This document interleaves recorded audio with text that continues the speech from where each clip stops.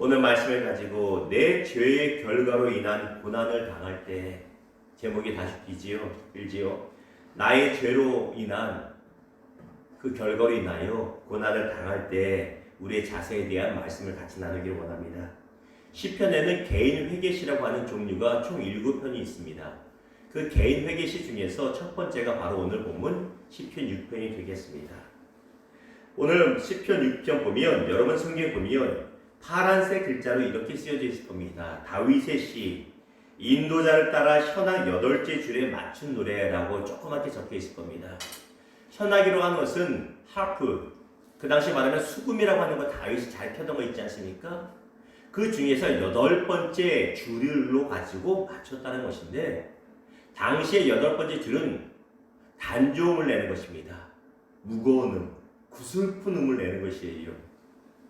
그런 소리가 나다 보니 시편 전체의 분위기가 애처롭고 애달고 무거운 목소리, 무거운 음을 낸다라고 볼 수가 있습니다. 우리가 부모님들한테 이런 얘기를 종종 들어왔지요. 또 우리도 그런 얘기를 하신 분도 있을 겁니다. 어떤 얘기요? 미안하다. 이 애미의 죄다.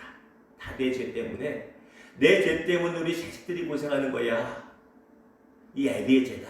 이런 얘기 부모 세대들이 많이 얘기했고 드라마 봐도 많이 나오지 않습니까? 정말 본인들의 죄일까요? 꼭 그렇지만은 않은 거 우리가 알고 있습니다. 본인들의 죄는 아닙니다. 그런데 간혹 가다가 정말 부모의 잘못을 인해서 집안에 어려운 일이 있습니다. 부모가 무리하게 확장을 했다가, 아니면 부모가 무리하게 사람을 믿었다가, 아니면 부모가 너무 술을 좋아해서, 너무 도박을 좋아해서 다 털려버리는 경우가 있지 않습니까? 그럴 땐 얘기합니다. 내 죄다. 내 죄다 얘기합니다. 근데 문제는 정말 그럴 때 말만 내 죄라고, 내 죄의 결과라고 미안하다는 것이 아니라 올바른 반응이 분명히 있을 때 회복이 된다는 것입니다. C.S. 루이스는 우리에게 말하기를 고난은 하나님이 주시는 확성기라고 말하지 않습니까? 분명히 우리의 죄인지 알고 잘못의 결과인지 알매도 올바로 반응하지 않을 때 하나님은 고난을 통해서 우리에게 깨닫게 하시고 회복할 기회를 주신다는 것입니다. 자, 오늘 본문 말씀 보면 오늘 본문에 다윗이 어떤 죄를 졌는지, 그래서 회개하고 있는지 나오질 않습니다. 어떤 사람들은 밧세바 사건이다. 어떤 사람들은 압살롬이 반역을 일으켰을 때 본인의 자녀 교육 잘못하고 과거에 잘못한 것이 깨달아져서 그랬을 것이 하는데, 확실한 것은 아무도 모릅니다. 근데 누구만 알아요? 나만 아는 거예요. 다윗만. 우리도 함부로 다른 사람이 어떤 고난 나갈 때 저거 죄 졌으니까 그렇지라고 함부로 말하면 안 됩니다. 그렇지 않은 경우 굉장히 많습니다. 내가 잘못하지 않아도 예상치 못한 어려움이 내 상관에 오는 경우 있습니다. 그런데 그 누구납니까? 나는 알아요. 특별히 성도들은요, 내가 고난 당할 때 아하, 이거 내가 잘못한 거에 하나님이 징계하시는구나, 사랑하셔서, 그걸 아는 경우가 있습니다. 분명한 것은 다윗이 어떤 잘못인지 모릅니다만 다윗 스스로는 알고 있다는 것입니다. 그래서 그의 죄의 결과로 인하여 육체의 고통이 왔고, 육체의 고통으로 인하여 정신적이고 이런 스트레스와 마음의 질병까지 같이 왔다는 것이 오늘 본문의 배경이 되겠습니다. 그런데 중요한 것은 이런 영육 간의 고통을 당할 때 다윗이 어떻게 반응하였는가, 이게 중요하다는 것입니다. 다윗이나 우리나 똑같이 죄를 짓고 죄의 결과로 고통당할 수 있습니다. 근데 어떻게 반응하는가? 여기 회복되는 인생이냐, 그냥 무너지고 마느냐가 달린다는 것입니다. 첫 번째입니다. 다윗은 죄의 결과로 고통당할 때 하나님의 긍휼하심에 매달렸다는 것을 보게 됩니다. 우리 1절과 4절 말씀 보겠습니다. 여호와여, 주의 분노로 나를 책망하지 마시오며 주의 진노로 나를 징계하지 마옵소서. 하나님께 매달립니다. 하나님, 내 뼈가 다 삭는 것 같고 내 몸이 너무 아프고 마음도 너무 아픕니다. 주여, 그만 내게 화를 내십시오. 그만 나를 야단치십시오 하면서 4절을 봤더니 여호와여, 돌아와 나의 영혼을 건지시며 주의 사랑으로 나를 구원하소서. 하나님의 긍휼하심을 구합니다. 어떻게 보면 좀 뻔뻔하다고 말할 수 있습니다. 예를 들어서 밧세바 사건으로 인한 고난이라면 남의 아내를 뺏고 아내 뺏기 위해서 사랑하는 신하까지 죽이지 않았습니까? 살인죄까지 저질렀는데 그럼에도 불구하고 말하는 것이 하나님 나도 내가 죄진 거 아는데 내가 죽겠사오니 그만 이제 용서하시고 불쌍히 여겨주세요. 인간적인 눈을 볼 때 뻔뻔하다고 말할 수 있습니다. 그러나 여러분 아십니까? 하나님 아버지가 원하시는 게 바로 이거라는 거예요. 잘못했다고 해서 내가 잘못했으니 집을 나가겠다 나가는 자녀를 기뻐하지 않는 것처럼 부모들이 잘못했어야 하더라도 집에 와서 밥은 먹고 가겠습니다 하고 오는 것, 그걸 부모의 마음이 원하잖아요. 하나님 아버지 마음이 그렇다는 것입니다. 너 잘못했냐? 그러면 탕자처럼 아버지 집에 가서 종로로 타더라도 내가 돌아가겠습니다. 용서하십시오. 그걸 원했다는 것입니다. 탕자의 형, 바리새인 같은 형은 네가 뻔뻔하게 어떻게 왔냐고 정죄하는데 아버지는 그렇지 않습니다. 아버지는 잘했다. 네가 잘못한 건 내가 아는데 그런데 네가 이 반응을 잘했구나. 영영 내 집을 멀리하지 않고 나에게 돌아왔구나. 거기서부터 회복이 된다는 것입니다. 사랑하는 성도 여러분, 살다 보면 하나님 앞에 잘못할 때 있습니다. 그때 나 몰라라 하지도 마시고 너무 부끄러워서 모른다 하지도 마시고 좀 뻔뻔해도 하나님 나 용서해 주세요. 이제 그만 나 용서해 주시고 나 주님 회복시켜 달라고 주 앞에 나올 수 있는 하나님의 긍휼하심 바랄 수 있는 저와 여러분 되기를 주님의 이름으로 축원합니다.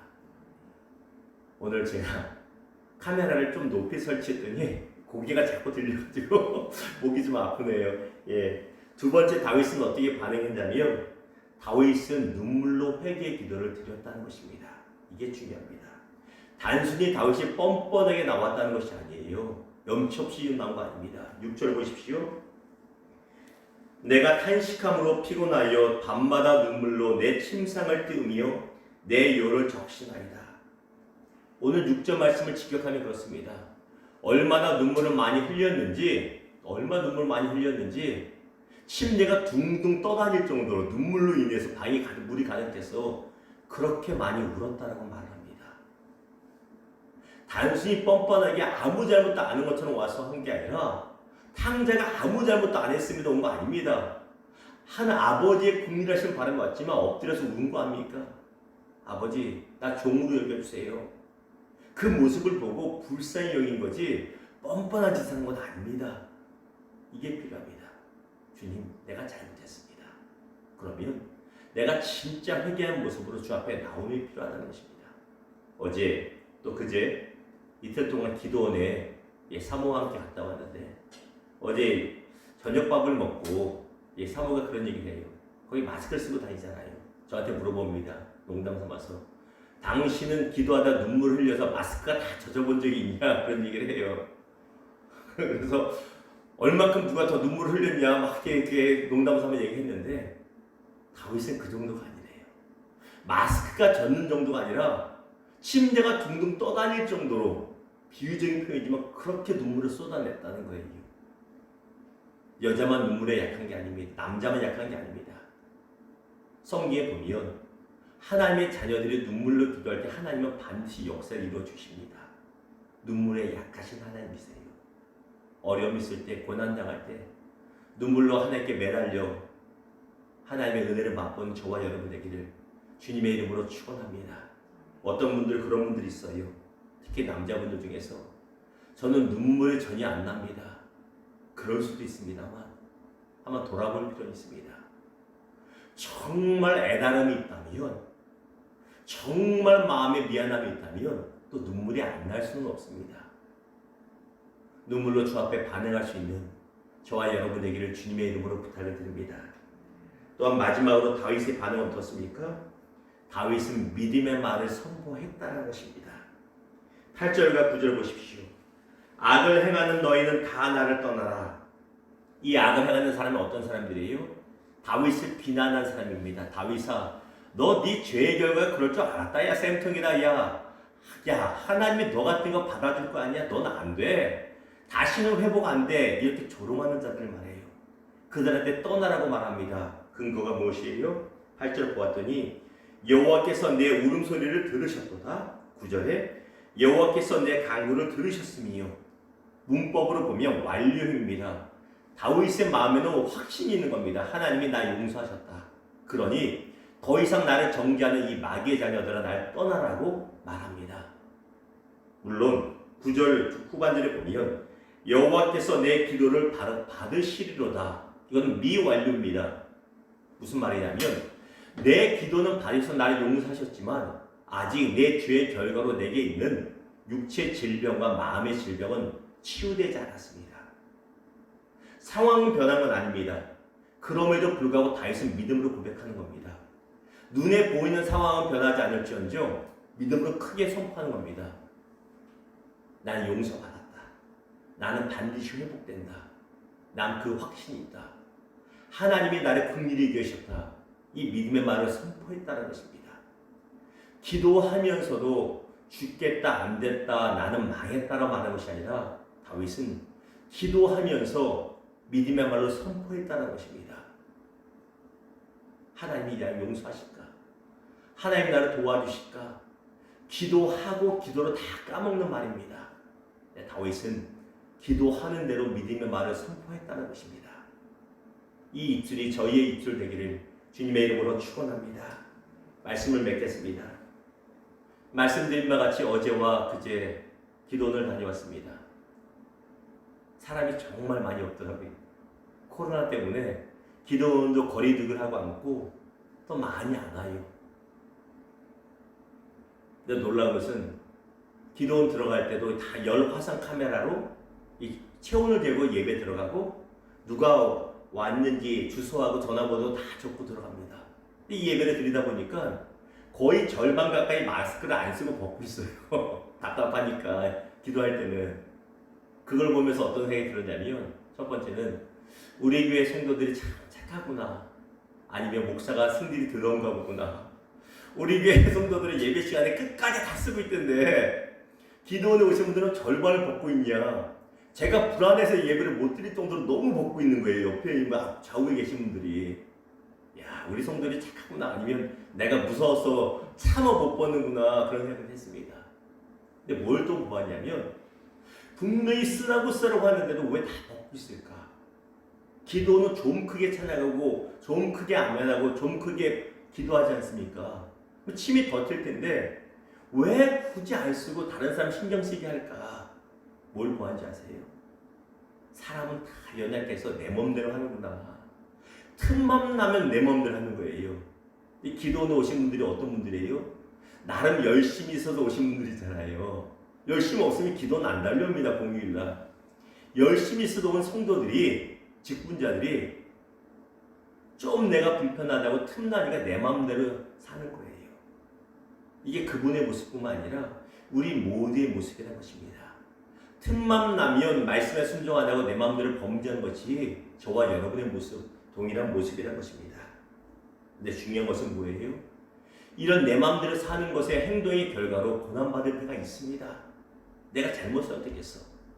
근데 잘못 선택하고 잘못해서 고난받을 때 회복되기 위해서는 올바른 반응이 필요하다는 것입니다. 거기서부터 회복이 시작됩니다. 사랑하는 성도 여러분, 다윗을 기억하셔서 아무리 큰 죄를 졌다 할지라도 우리 하나님 아버지께 용서받지 못할 죄는 없음을 기억하시고 하나님 아버지의 긍휼히 여기심을 바라고 나와 간절히 눈물로 기도함으로 회복되기를 주님의 이름으로 부탁을 드립니다. 또한 기도했다면 용서와 받은 줄 믿고 믿음으로 선포하시고 믿음으로 승리하시고 평안 누리는 저와 여러분 되기를 주님의 이름으로 축원합니다. 기도하겠습니다.